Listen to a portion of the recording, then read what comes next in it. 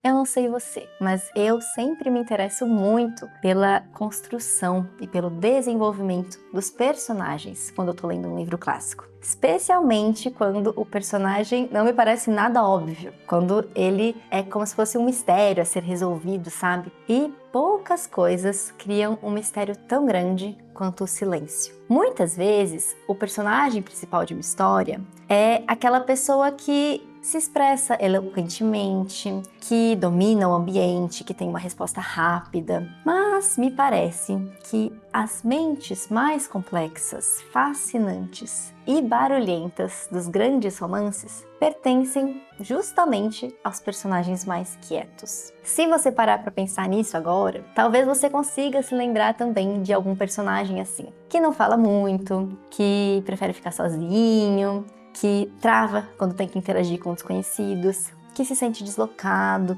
que não gosta de ser o centro das atenções. E é muito curioso como esse tipo de personagem pode ser mal interpretado pelos outros, como alguém arrogante, alguém antipático ou até uma pessoa fria. Mas como nós, leitores, sabemos o que realmente está passando na mente daquele personagem, nós conhecemos a verdade dele, nós conhecemos o seu mundo interior. E isso cria um contraste entre quem ele é de verdade e a imagem distorcida que os outros personagens têm dele. E esse julgamento pode acontecer também na vida real, com pessoas tímidas ou introvertidas. Se você tem uma personalidade mais reservada, é muito provável que você já tenha se identificado com essa dinâmica. E é uma experiência bem especial quando a gente consegue reconhecer um pedaço da nossa própria identidade em um personagem clássico.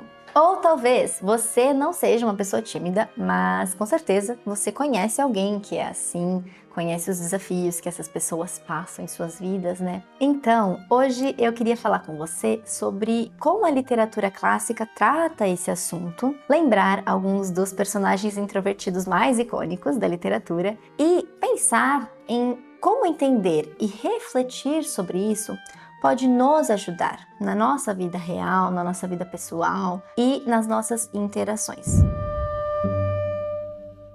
Para entrar nesse assunto e ver como a timidez pode ser lida da pior forma possível, eu vou começar com um personagem que muita gente conhece de nome, mesmo sem ter lido o livro, o Mr. Darcy de Orgulho e Preconceito, da Jane Austen. Para quem não conhece essa história, o livro acompanha a dinâmica entre ele e a Elizabeth Bennet, que é a protagonista. E ela é uma moça extremamente perspicaz, observadora e que sabe conversar muito bem. O Darcy, por outro lado, ganha a fama de ser o homem mais arrogante da literatura, mais intragável, logo no primeiro capítulo, né? E por que que isso acontece? Tudo começa em um baile. O Darcy acabou de chegar naquela cidade, ele não é de lá. E ele é o cara mais rico e de maior status na festa, de maior posição social. Então todo mundo ali cria uma expectativa enorme sobre ele. E o que que ele faz? Ele fica a noite inteira encostado num canto, com a cara fechada, interagindo só com as pessoas que ele já conhecia, que eram as irmãs do amigo dele. E pior ainda, tem um momento da festa em que alguém sugere que ele deveria convidar a Elizabeth para dançar. E ele recusa, dizendo em voz alta que ela é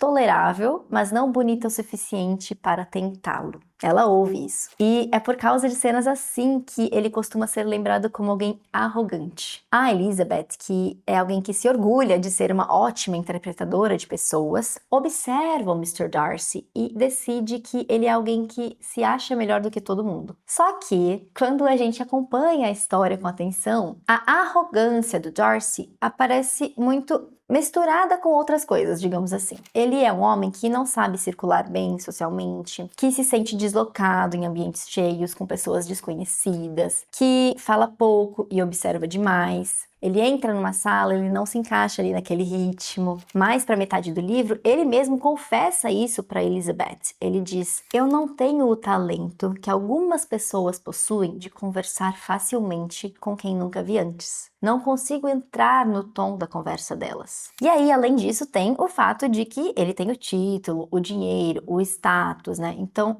a sua timidez, a sua personalidade reservada acabam sendo lidos pela sociedade como ar de superioridade, como se ele desprezasse todo mundo ali. Mas não é assim que ele se sente na verdade, ou pelo menos ele pode até começar sentindo um pouquinho assim e depois ele vai mudando, né? Ele vai se desenvolvendo. A gente tem 2 vídeos aqui no canal que eu quero recomendar caso você queira entender melhor sobre o arco narrativo da Elizabeth e do Darcy, e que, se você não conhece a história, principalmente, vão te ajudar muito. O primeiro é um vídeo onde a Thaís lê algumas cenas do livro, e nos diálogos dá para perceber claramente essa personalidade do Darcy e a dinâmica entre ele e a Elizabeth. E o outro vídeo é um vídeo sobre narradores não confiáveis. E é exatamente isso que a gente experimenta em Orgulho e Preconceito. A Jane Austen escreve usando uma técnica chamada discurso indireto livre, que é quando o narrador em terceira pessoa se mistura com os pensamentos, os sentimentos do personagem. Então,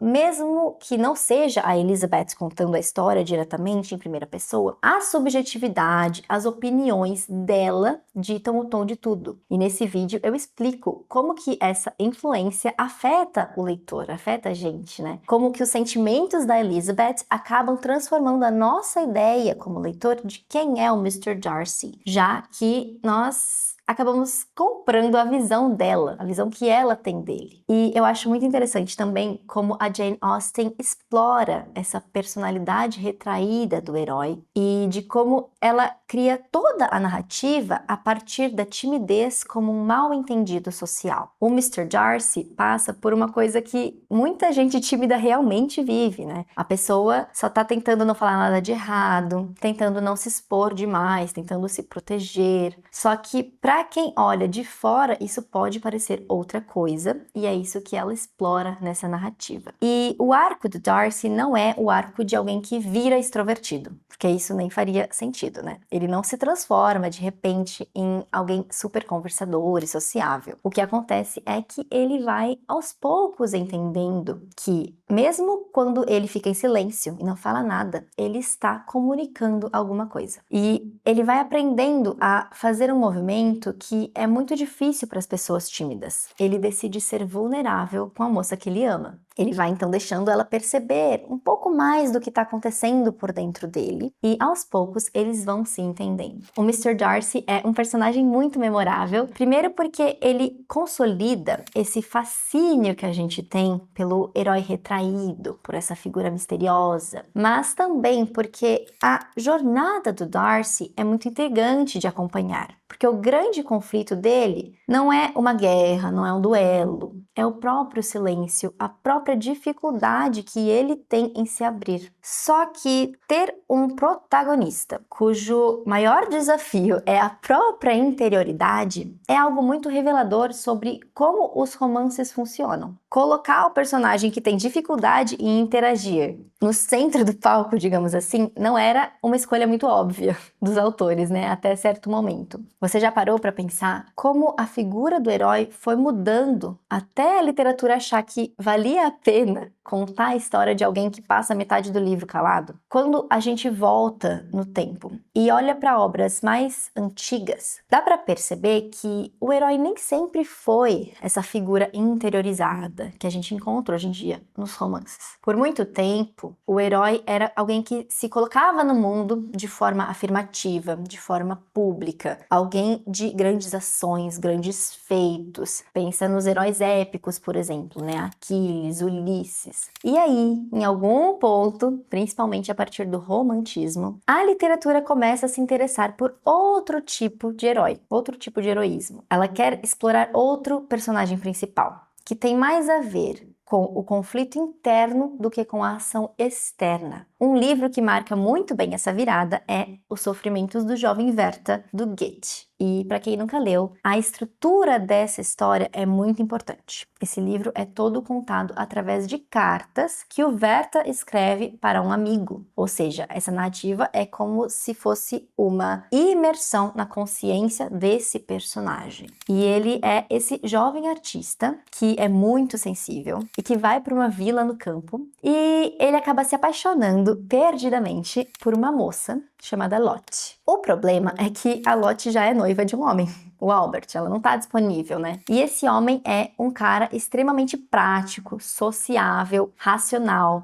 tudo aquilo que o Werther não é. Enquanto o Albert lida com o mundo real, o Werther é um personagem que vive intensamente por dentro e que sofre também, justamente porque ele não encontra um lugar confortável no mundo. Ele sente demais, pensa demais, interpreta demais. Tem uma passagem nas cartas que resume perfeitamente o que é ter essa mente superpovoada do introvertido. Ele diz: volto-me para dentro de mim mesmo e encontro um mundo. Só que ele tem muita dificuldade em transformar essa vida interior tão rica em convivência, em demonstrar isso para as pessoas. Quando ele está em sociedade, ele se sente sufocado pelas regras, pelas formalidades. Ele prefere se isolar na natureza, ficar lá lendo poesia sozinho, alimentando os próprios sentimentos, né, até que eles transbordem. E aqui entra aquilo que eu comentei do leitor ter acesso à interioridade de um personagem que não consegue expressá-la exatamente para os outros personagens da história, né? Por um lado, a gente entende a delicadeza do Werther, a gente sente empatia por essa inadaptação dele. E por outro lado, a gente percebe o risco que é quando tudo fica para dentro, né? O mundo exterior vira só uma grande fonte de frustração. A gente consegue perceber como isso o atrapalha realmente em sua vida. O Werther definitivamente não é um exemplo a ser seguido, né, de como lidar com as emoções. A história dele tem um fim trágico, mas ele é um exemplo literário muito forte do que acontece quando a introversão passa do limite e se transforma em um isolamento absoluto da realidade. E aqui eu acho também importante a gente fazer uma distinção, porque timidez e introversão não são exatamente a mesma coisa, né? Tem gente que é introvertida, mas funciona muito bem socialmente, consegue conversar com os outros normalmente, né? Interagir. E tem gente que precisa recarregar as energias depois que gasta a sua bateria social. E também tem gente que é tímida e até gostaria de se aproximar, mas na hora que isso vai acontecer a pessoa trava, né? Não sabe direito o que falar ou sente o corpo tensionando, né? Passa por algum estado às vezes até físico. O Darcy, por exemplo, ele tem uma dificuldade clara em interagir com estranhos, né? Que ele menciona. Mas ele também tem essa característica de ficar muito focado nos próprios pensamentos, nas próprias concepções, preconcepções, julgamentos dele. Já o Werther é um personagem que é dominado inteiramente pela própria mente e pelas emoções, mas ele é incapaz de criar conexões reais com as pessoas ao redor dele, porque ele não consegue, né, se expressar. E essa mesma dificuldade com o mundo externo aparece em personagens que constroem a timidez quase como um muro em volta de si mesmos. Para ilustrar isso, eu vou trazer o exemplo de uma personagem que é uma professora super inteligente e retraída, mas que quebra aquela ideia de que o tímido não tem nada para dizer. Muito pelo contrário. Eu tô falando da Lucy Snow de Villette, da Charlotte Brontë. Para quem não conhece essa história, a Lucy é uma jovem inglesa que basicamente não tem recurso nenhum, não tem rede nenhuma. Ela não tem família, não tem dinheiro, não tem contatos e ela viaja sozinha para a Bélgica para trabalhar como professora de língua inglesa, porque na Bélgica se fala francês, né? Em um internato para meninas, nessa cidade fictícia que se chama Villette. Desde o começo, a gente percebe que ela é alguém que vive de forma isolada no mundo.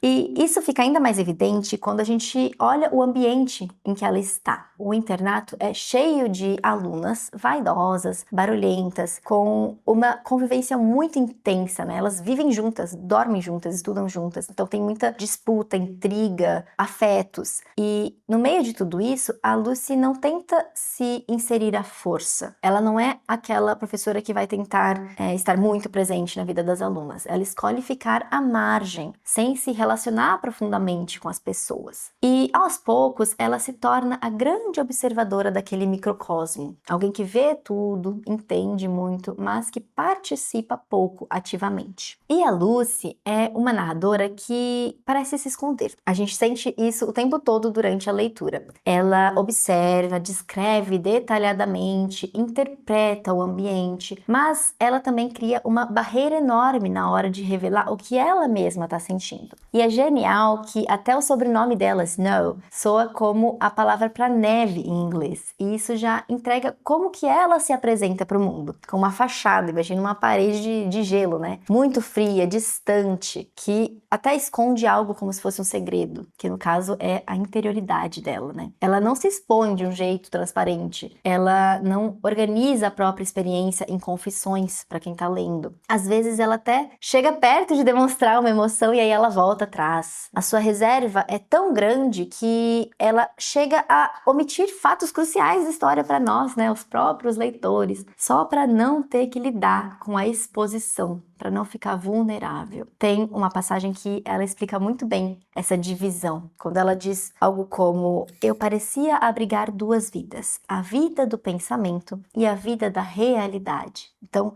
com essa frase a gente consegue perceber que ela mesma sente que ela não consegue se expressar no mundo da forma como ela realmente é. E o que me interessa muito na construção da Lucy é que a timidez nessa história não aparece como um traço fofo da personalidade dela. A timidez é trabalhada como uma forma de autoproteção. E esse livro também não resolve isso transformando a Lucy aos poucos em uma pessoa sociável, uma pessoa extrovertida. Essa narrativa simplesmente acompanha como ela atravessa o mundo, equilibrando essa vida interior riquíssima e essa personalidade fechada. E um dos temas é o preço que ela paga por ser assim, por não conseguir se conectar, por não conseguir se expor, não conseguir ser vulnerável. E aí a gente pode caminhar para um outro caso, que é quando esse retraimento nasce menos da personalidade e do temperamento próprio do personagem e mais do lugar social. Quando a pessoa se fecha porque ela aprendeu que o mundo não é um lugar gentil e acolhedor. E aí ela cria essas defesas, essas barreiras. Um clássico muito interessante para mostrar como isso acontece é A Pequena Fadette, da George Sand. Para quem não conhece essa história, a Fadette é uma menina muito pobre que vive no interior com a avó, que é uma mulher que a vila inteira desconfia que ela seja uma bruxa. E por causa disso, a Fadette cresce completamente marginalizada.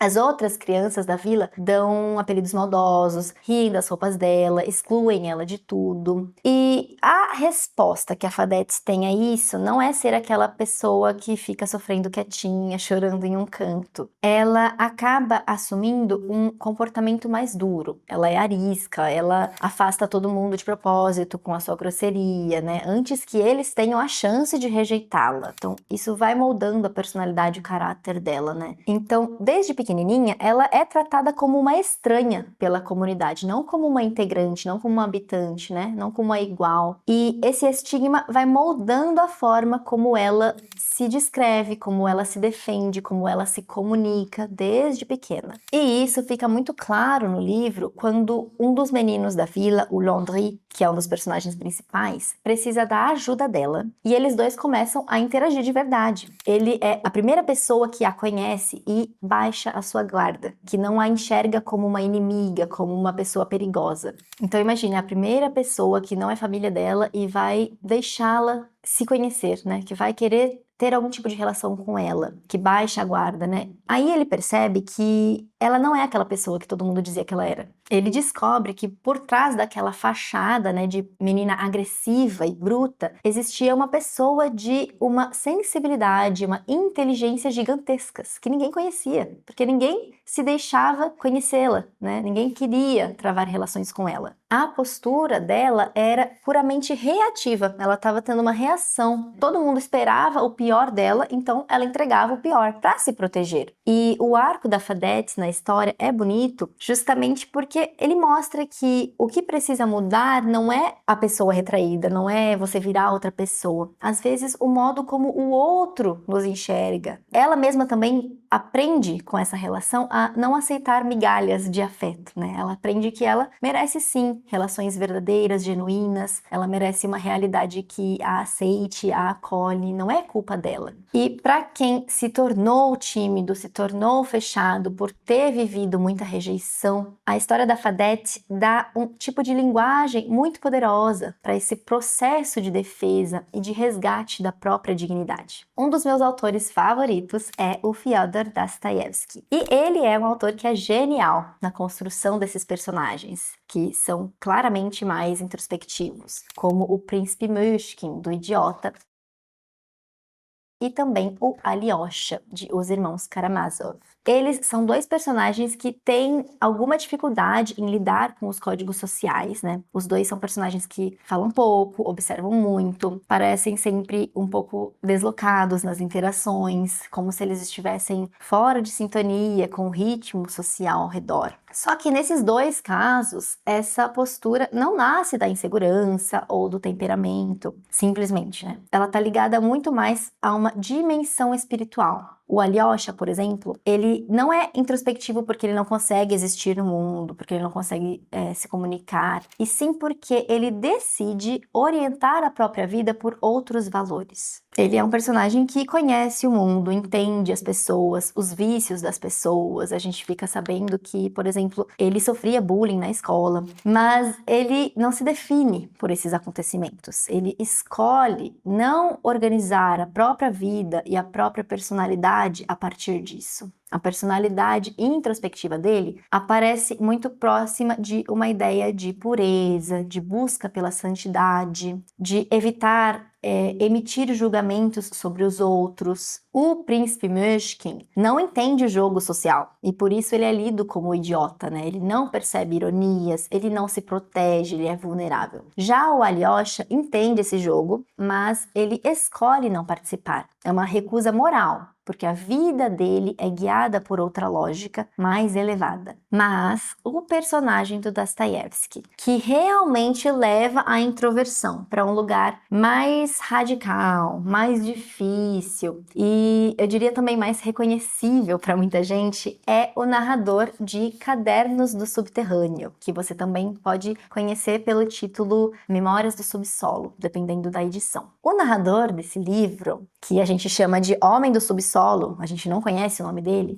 ele é alguém que vive quase 100% dentro da própria cabeça. Sabe aquela mania que muita gente introspectiva tem de ficar revisitando uma interação antes de dormir, analisando, pensando no que eu deveria ter dito, no que eu deveria ter respondido, não pensei naquilo na hora, né? Imaginando aquelas falas que não aconteceram e até ficando com raiva dessas situações inventadas. Ele faz isso num nível extremo. Tem uma situação no livro que é o retrato perfeito disso. Ele fica absolutamente obcecado por um oficial que esbarrou nele numa taverna. Para qualquer outra pessoa, aquele esbarrão teria sido um incidente relevante, mas para o homem do subsolo, o fato do oficial ter esbarrado nele, sem sequer olhar em seus olhos, foi a pior das humilhações. Ele sentiu como se ele tivesse sido tratado como um objeto, como um nada, né? Não teve a sua dignidade como ser humano considerada. E ele passa semanas planejando uma vingança, que consiste, na verdade, basicamente em esbarrar de volta no cara na rua, né? Mas ele perde noites de sono inteiras antecipando esse momento. Ele imagina todos os cenários possíveis, o que eu vou falar, o que ele vai falar. Ele até pede dinheiro emprestado para comprar roupas melhores, só para esse momento do esbarrão ele estar vestido mais dignamente, né? Para ver se realmente vai provocar algum impacto nesse oficial. E isso demonstra claramente como a interação dele tem essa grande falha, né? Esse isolamento e esse comportamento de hiperconsciência, digamos assim, é praticamente uma tortura. Ele até diz: juro, meus senhores, que ter consciência em excesso é uma doença autêntica e completa. Ele se enxerga como alguém que é separado dos outros, que ele chama de personalidades espontâneas. Ele cria essa divisão. Ele julga a si mesmo como alguém que age e pensa de forma doentia, de forma não saudável, não natural, diferente das outras pessoas. Ele cria esse isolamento entre ele e os outros. A mente dele quase nunca descansa. E quanto mais ele pensa, menos ele age no mundo real. E Dostoiévski não constrói esse personagem como uma vítima do mundo. Ele é contraditório, é orgulhoso, muitas vezes ele é mesquinho, cruel. A timidez, o recolhimento dele não são de uma delicadeza de alguém que foi ferido e foi se transformando assim. Ele sente um prazer amargo em se colocar à margem de tudo. É como se ele pensasse assim: eu enxergo tudo com tanta clareza que eu me recuso a participar da sociedade. Então ele é, de certa forma, sim, alguém que se enxerga como moralmente superior também, ou intelectualmente superior. E eu não estou falando que todas as pessoas tímidas ou introspectivas guardam dentro de si o homem do subsolo, mas essa história expõe, sim, mecanismos mentais que estão presentes na nossa personalidade, nas personalidades desse tipo, né, introspectivo, introvertido. Só que, como eu disse aqui, isso é levado ao extremo e é associado também a outros traços da personalidade dele. Então, essa é uma leitura que pode ser bastante desconfortável, não é agradável se identificar com o homem do subsolo, né, em nenhum nível, mas pode ser uma atividade pedagógica, esse exercício de enxergar um limite, de entender quando a consciência que não se transforma em ação na realidade começa a empobrecer a vida interior ao invés de enriquecê-la. Então, Dostoiévski nos alerta desse perigo e ele mostra com esse personagem o que aconteceria se a nossa mente fosse o único lugar que a gente quisesse habitar. Aqui a gente tem um personagem que ele julga muito mais interessante habitar consigo, falar consigo próprio do que com os outros, né? Então ele se recusa a travar essas relações, essas conexões. E, como eu disse, isso é algo que não o enriquece como pessoa, não é algo que transforma a sua personalidade em algo cada vez mais elevado, que ele pode ter como um desenvolvimento pessoal, ele vai ficando ensimesmado e aqui a gente vê como isso pode ser sim um perigo e algo que não é uma benesse para nós. Eu ainda poderia citar outros casos, a gente poderia se divertir aqui analisando a personalidade de vários personagens clássicos, dissecando o seu comportamento, né? Mas eu acho que com esses exemplos já deu para mostrar por que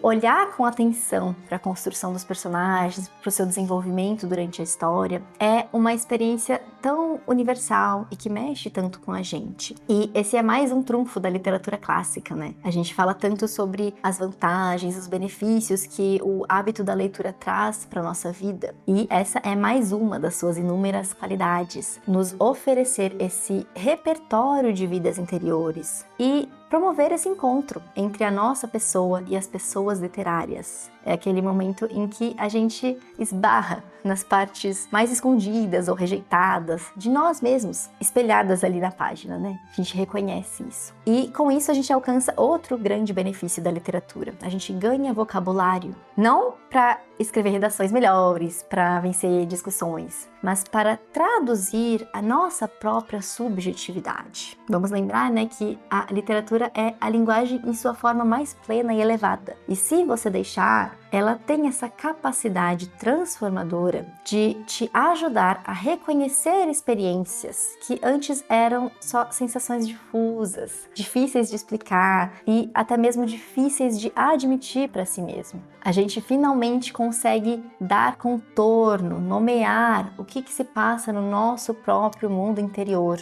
E quando a gente domina a linguagem sobre nós mesmos, a nossa capacidade de compreender o outro e de interpretar a realidade ao nosso redor muda completamente. Agora, se você lembrou de algum outro personagem tímido ou introspectivo da literatura clássica que eu não mencionei nesse vídeo, escreve aí nos comentários. E se você tiver alguma sugestão de vídeo pra gente fazer, pode comentar também, que isso nos ajuda muito a trazer um conteúdo cada vez melhor para vocês. Boa leitura e até o próximo vídeo.